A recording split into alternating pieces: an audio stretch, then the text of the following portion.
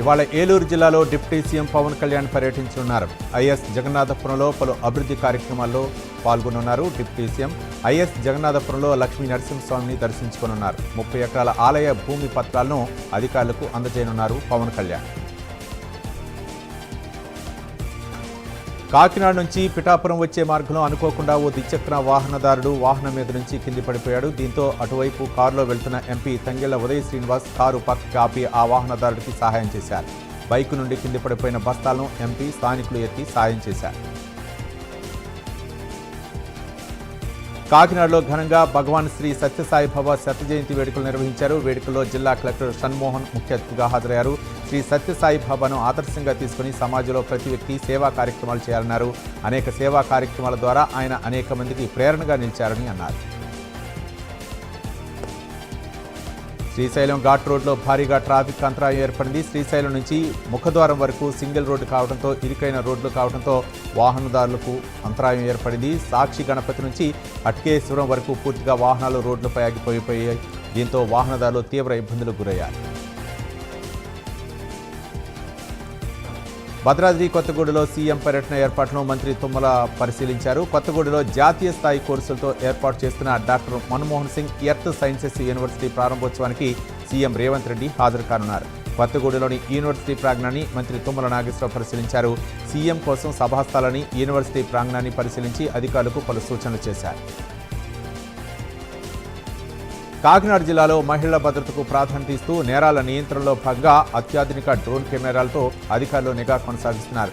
Open drinking, drunk and drive, ఆక్తాయిలు, eve టీజింగ్కు పాల్పడే అసాంఘిక వ్యక్తులపై కట్టుదిట్టమైన చర్యలు చేపడుతున్నట్లు జిల్లా ఎస్పీ బిందు మాధవ్ తెలిపారు. డ్రోన్ కెమెరాల ద్వారా ఆక్తాయిలను గుర్తించి తగిన చర్యలు తీసుకునేందుకు సన్నాహాలు కొనసాగుతున్నాయన్నారు.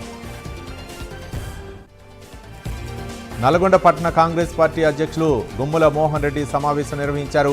కాంగ్రెస్ పార్టీని తిడితేనే పార్టీలో పదవులు వరిస్తాయని, సీనియారిటీ ఎందుకు పనికిరాదని ఆయన అన్నారు. డీసీసీ పదవి అడిగిన ప్రతి సందర్భంలోనూ కోమటిరెడ్డి అనుచరుడిని కులం అడ్డు వచ్చిందని చెప్తున్నారన్నారు. జూబ్లీహిల్స్ ఉప ఎన్నికలో కాంగ్రెస్ పార్టీ విజయకేతనం ఎగరవేయడంతో మహిళలంతా కాంగ్రెస్ పార్టీ వైపు చూస్తున్నారని టీపీసీ ఉపాధ్యక్షులు కోట నీలిమ స్పష్టం చేశారు. బేగంపేటలో బీఆర్ఎస్, బీజేపీ నుండి పెద్ద ఎత్తున మహిళలు కాంగ్రెస్ పార్టీలో చేరారు. 200 మంది మహిళలకు పార్టీ కండువా కప్పి ఆమె పార్టీలోకి ఆహ్వానించారు. ప్రభుత్వం సరఫరా చేస్తున్న ఇందిరమ్మ చీరలు నాణ్యమైనవని, ఇవి గత ప్రభుత్వం పంపిణీ చేసిన బతుకమ్మ చీరలు కాదని ఎంపీ సురేష్ కుమార్ షెట్కర్ అన్నారు. సంగారెడ్డి జిల్లా జహీరాబాద్ ఎంపీడీఓ కార్యాలయంలో ఇందిరమ్మ చీరల పంపిణీ కార్యక్రమం జరిగింది. ఈ సందర్భంగా వివిధ మండలాల నుంచి వచ్చిన మహిళలకు స్వయంగా నేతలు నేసిన చీరల్ని అందజేశారు.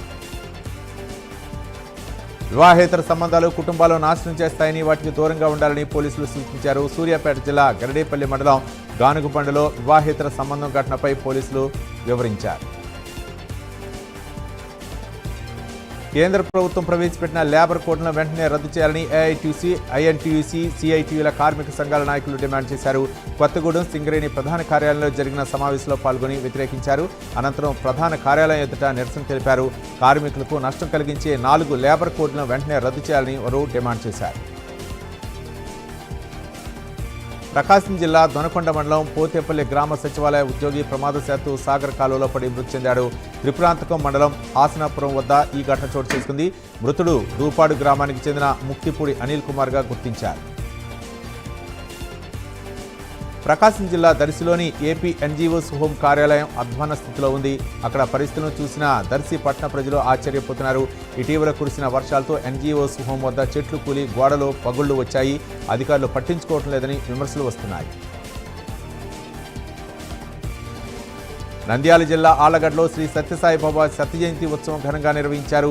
గోపూజ, వేదపట్నం అనంతరం ఫిజియోథెరపీ వైద్య శిబిరాన్ని నిర్వహించారు.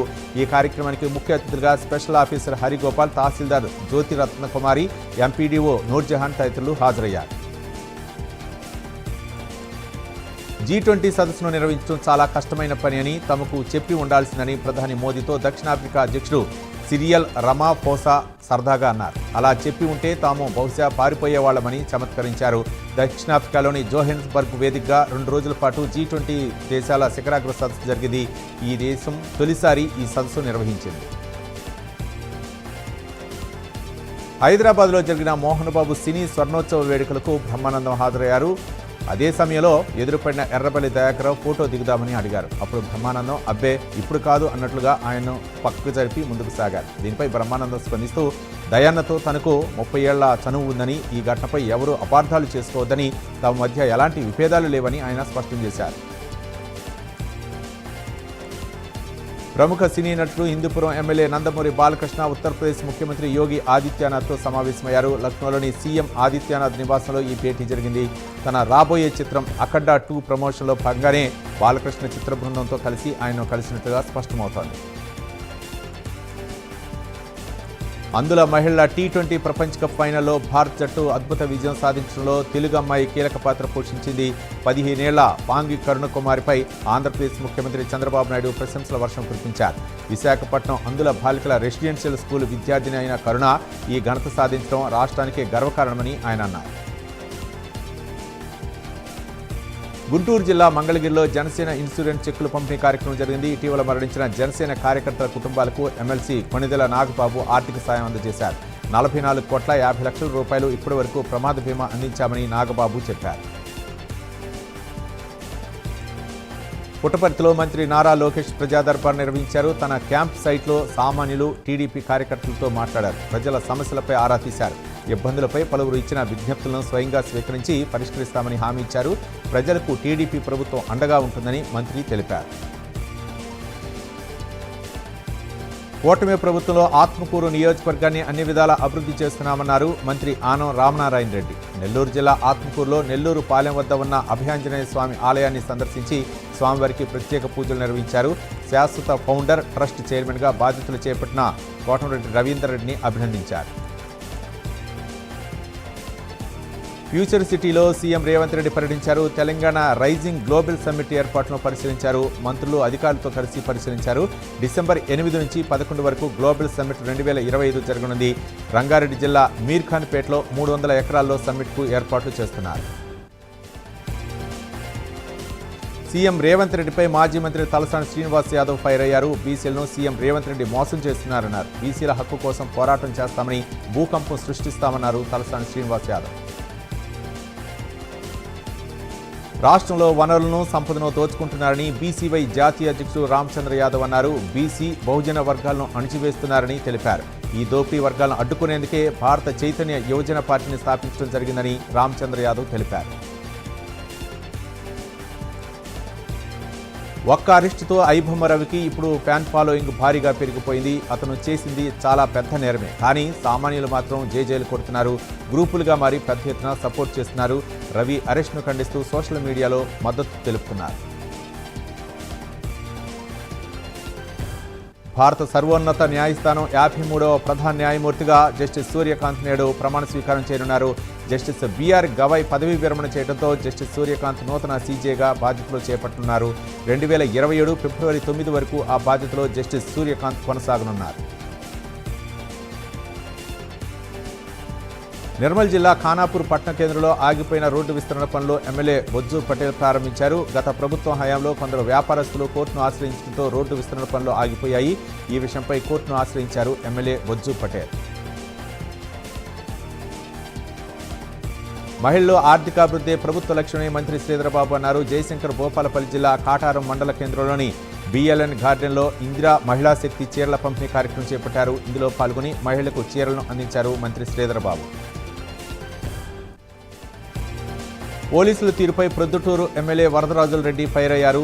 నగల వ్యాపారిని పోలీసులు నిర్బంధించడం ఏంటని అన్నారు. వ్యాపారి ఇంటి దగ్గరకు వెళ్లి ఆస్తుల పత్రాలు ఎలా తీసుకుంటున్నారని ప్రశ్నించారు. సివిల్ పంచాయతీలో పోలీసుల జోక్యం ఎందుకని ఎమ్మెల్యే ప్రశ్నించారు.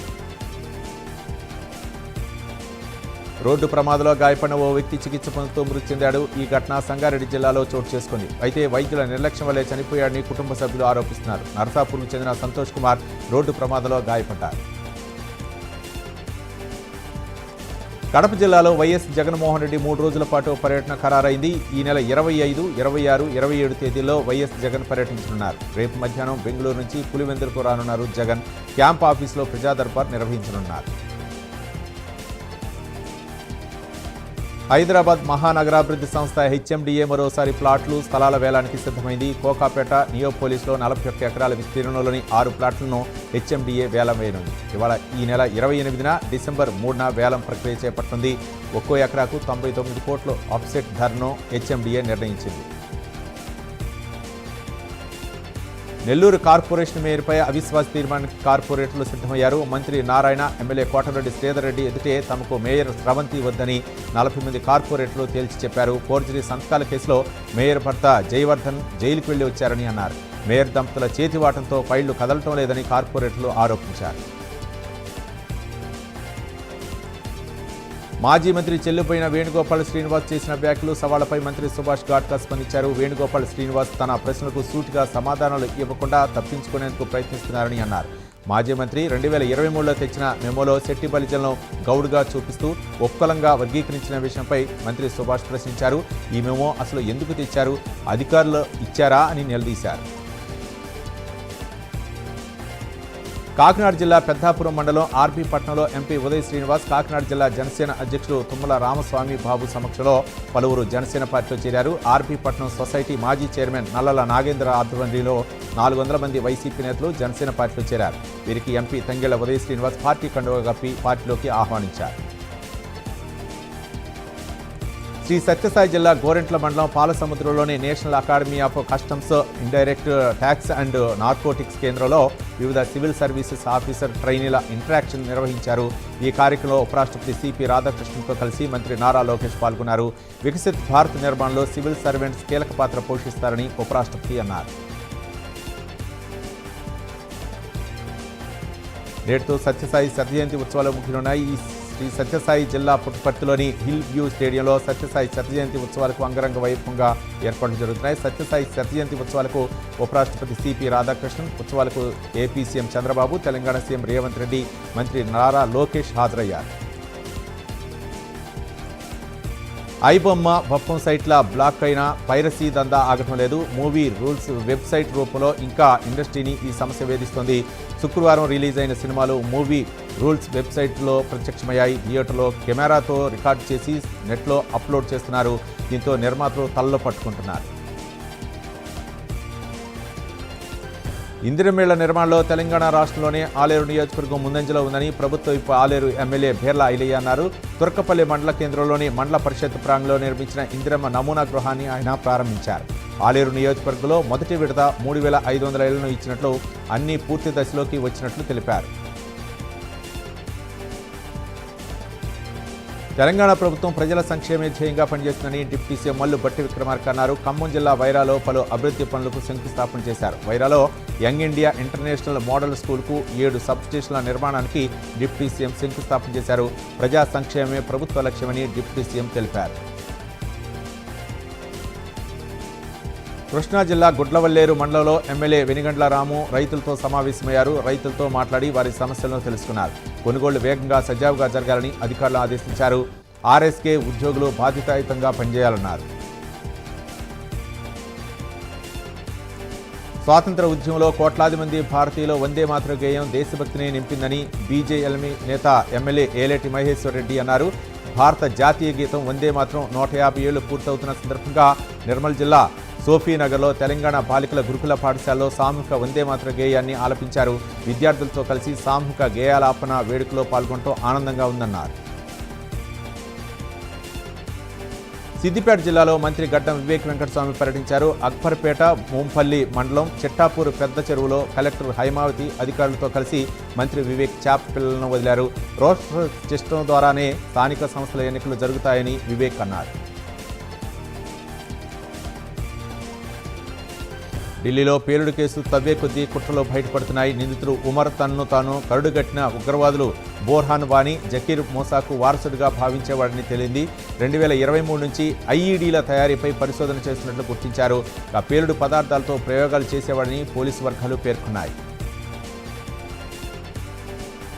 దక్షిణాఫ్రికాతో స్వదేశంలో జరిగిన 3 మ్యాచ్ల వన్డే సిరీస్ కోసం బీసీసీఐ భారత్ జట్టును ప్రకటించింది. సీనియర్ పురుషుల సెలక్షన్ కమిటీ ఎంపిక చేసిన టీమిండియా జట్టుకు wicket keeper batter KL Rahul కెప్టెన్గా వ్యవహరించనున్నారు. కాగా ఈ సిరీస్కు సీనియర్ ఆటగాళ్లు రోహిత్ శర్మ, విరాట్ కోహ్లీలకు చోటు కల్పించారు. మహిళా క్రికెటర్ స్మృతి మందన పెళ్లి వాయిదా పడింది. స్మృతి మందన తండ్రి అనారోగ్యంతో పెళ్లి వాయిదా పడింది. అనారోగ్యంతో సాంగ్లీలోని ఆసుపత్రిలో స్మృతి మందన తండ్రి చేరారు. మ్యూజిక్ కంపోజర్ పలాస్ ముచ్చట్లో మందనకు పెళ్లి జరగాల్సి ఉంది. పార్వతీపురం జిల్లాలో విషాదం నెలకొంది. రబ్బరు డ్యాంలో ఈతకు వెళ్లిన ముగ్గురు యువకులు గల్లంతయ్యారు. సుడిగుండలో యువకుడు చిక్కుపోయాడు. అతన్ని కాపాడబోయి మరో ఇద్దరు గల్లంతయ్యారు. సూర్యాపేట జిల్లాలో తల్లి కొడుకు రెచ్చిపోయారు. కుటుంబాలపైనే హత్యాయత్నం చేశారు. మునగాల మండలం బరాకత్గూడెంలో ఈ ఘటన చోటు చేసుకుంది. గత కొంతకాలంగా కుటుంబ సభ్యుల మధ్య పొలం పంచాయతీ నడుస్తోంది. అక్క మేనకోళ్లను ట్రాక్టర్తో ఢీకొట్టేందుకు వ్యక్తి ప్రయత్నించారు. ఘటనలో బాధితులు ప్రాణాలతో బయటపడ్డారు. కారంపూడి పల్నాడు జిల్లాలో అపశృతి చోటు చేసుకుంది. ఉత్సవాల్లో చివరి అంకం నాలుగేరులో స్నానం ఆచరిస్తుండగా విద్యుత్ వైర్లు తెగిపడటంతో ఒకరు మృతి చెందగా మరొకరి పరిస్థితి విషమంగా ఉన్నట్లు తెలుస్తోంది. కారంపూడిలో 5 రోజులుగా పల్నాడు ఉత్సవాలు జరుగుతుండగా 5వ రోజు ముగింపు కార్యక్రమం నిర్వహించారు. అంబేద్కర్ కోనసీమ జిల్లా రాజోలు దీవిలో లక్షలాది కొబ్బరి చెట్లు మృత్యువాత పడటంతో రైతులు ఆందోళన వ్యక్తం చేస్తున్నారు. మకిలిపురం మండలం కేసనపల్లి, గూడపల్లి తదితర 13 గ్రామాల్లో వేలాది ఎకరాల్లో లక్షలాది కొబ్బరి చెట్లు వాలిపోయాయి. లక్షల్లో కొబ్బరి చెట్లు మృతి చెందడంతో రైతులు కన్నీరు మున్నీరవుతున్నారు.